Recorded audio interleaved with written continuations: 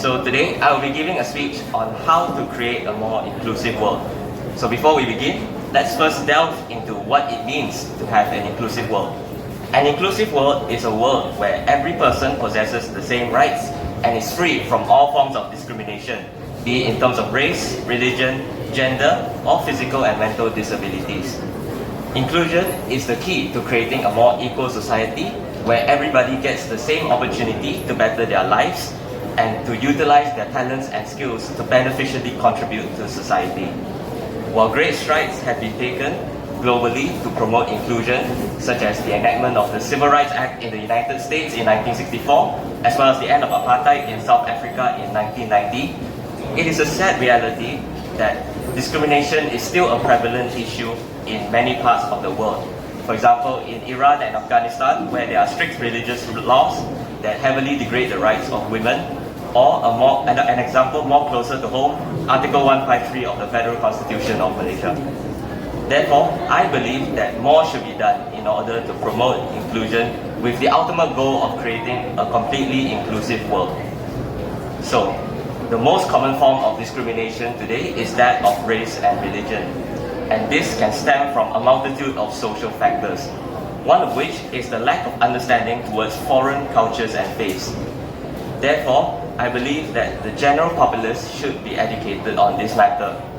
Schools should take a more proactive stance at introducing children towards foreign cultures and religions and educating them on the importance of being inclusive to those that are different to them. For example, a great way that schools can achieve this is through programs such as cultural exchanges, where students get the opportunity to travel abroad and meet other students of different ethnic backgrounds. Through this initiative, opportunities can be opened for dialogue and discussion between people of different races and religions, and this can help eliminate any misunderstandings or negative prejudices that one may have regarding their traditions and beliefs. As a result, the future generations will learn to accept and embrace a multicultural and diverse society. Now moving on, marginalized groups also face exclusion mainly due to the lack of representation, as their cultural identities are being largely ignored or repressed by the governments of the countries in which they live in. To put this into perspective, the languages used by racial minorities are often neglected in favor of promoting a national language, which in most cases is the language used by the majority, in order to strengthen national unity. While this attempt at uniting the people will work to some degree, more often than not, it only causes these marginalized groups to feel ignored and forced to assimilate simply because of their cultural and linguistic differences to the majority. As such, what should be done instead is to promote and adopt the use of each language in an equal and balanced manner, as is the case in Singapore, where 4 languages, English, Malay, Mandarin, and Tamil, are equally designated as the nation's official languages, and this reflects on the cultural and linguistic diversity of Singapore. Moreover, vernacular languages should also be promoted in schools. This is so that younger generations will be able to learn about the origins of these languages and about the communities who use them. And as an added benefit, this can help to preserve these languages as a hallmark of the country's diverse population. Now, another hurdle towards promoting